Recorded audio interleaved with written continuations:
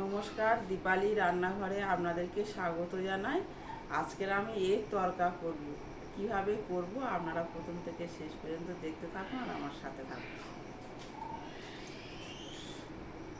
দেখুন, এখানে এগ তরকা করতে আমি 3 রকমের ডাল নিয়েছি।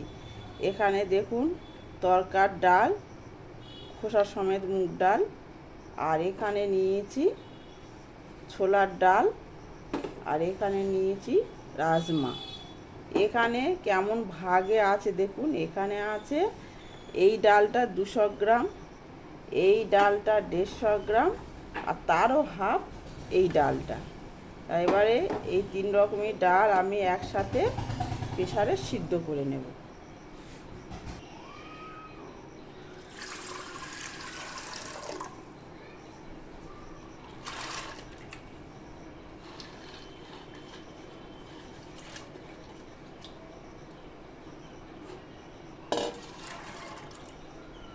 3 রকমের ডালই সবই একসাথে দিয়ে সিদ্ধ করে নেব।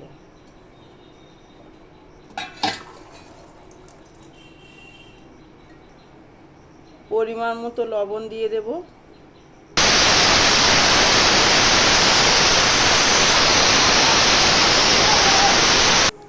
দিয়ে দেব গোটা গরম মশলা, আর দিয়ে দেব 2টো শুকনো লঙ্কা আর 2টো তেজপাতা। দিয়ে দেব 1 চামচ গোটা জিরে। এইগুলো সব আমি একটু ভেজে নেব।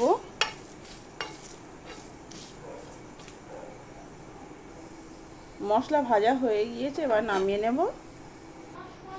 দেখ, এখানে 2টো ডিম ভেঙে নিয়েছি। ডিমগুলো একটু লবণ দিয়ে ভালো করে ফাটতে থাকবো।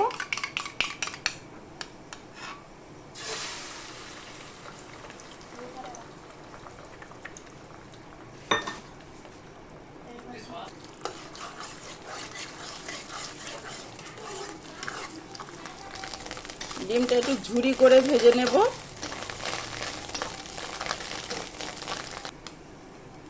ডিম ভাজা হয়ে গিয়েছে, ডিমগুলো আমি তুলে নেব।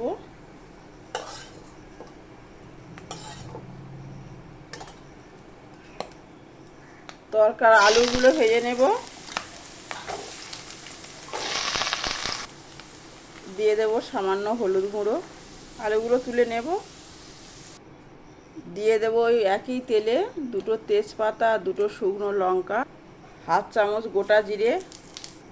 দিয়ে দেব 1 চামচ রসুন বাটা।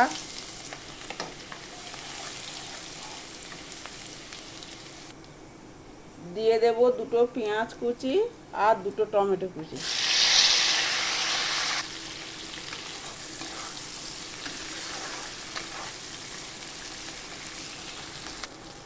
দিয়ে দেব 1 চামচ আদা বাটা।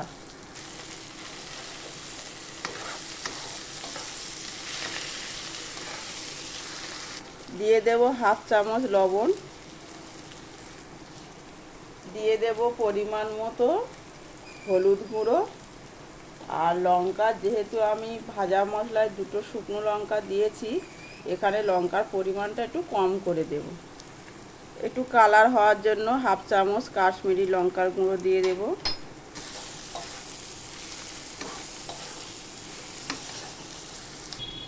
দিয়ে দেব ভেজে রাখা আলু। আলুগুলো ভালো করে একটু কষিয়ে নেব মশলার সাথে।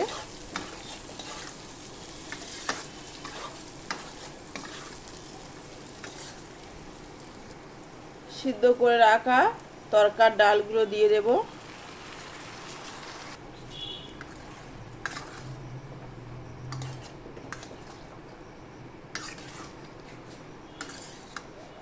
এবার আমি পুরো 1 মিনিট ধরে গ্যাসটা একটু হাই ফ্লেমে দিয়ে ভালো করে কষতে থাকবো। দিয়ে দেব হাফ চামচ জিরের গুঁড়ো। দিয়ে দেব হাফ চামচ ধনের গুঁড়ো। দিয়ে দেব জল।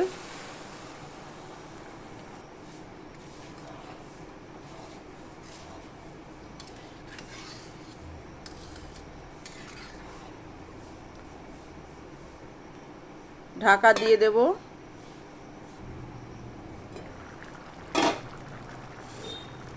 দিয়ে দেবো ভেজে রাখা ডিম।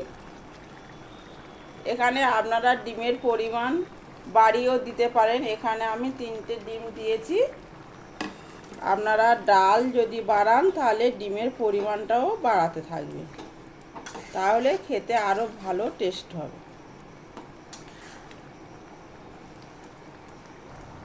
দিয়ে দেব 1 চামচ চিনি, দিয়ে দেব 1/2 চামচ গরম মশলার গুঁড়ো।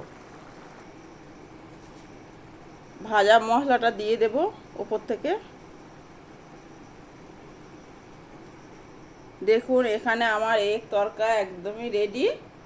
এবার আমি নামিয়ে নেব।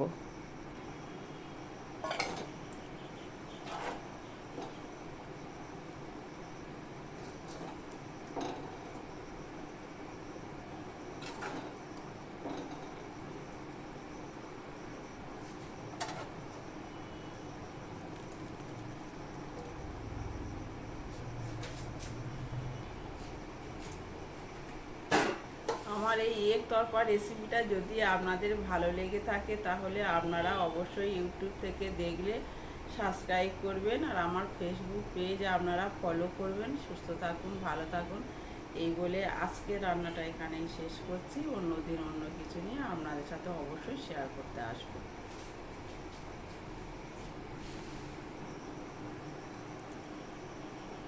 একটু টেস্ট করে দেখি কেমন হয়েছে। সত্যি খুব অসাধারণ হয়েছে। ভাত কিংবা এটা তো ভাতের সাথে তো খাওয়া যায় না, এটা একটু রুটি, লুচি, পরোটা সাথে সত্যি খুব অপূর্ব লাগবে খেতে।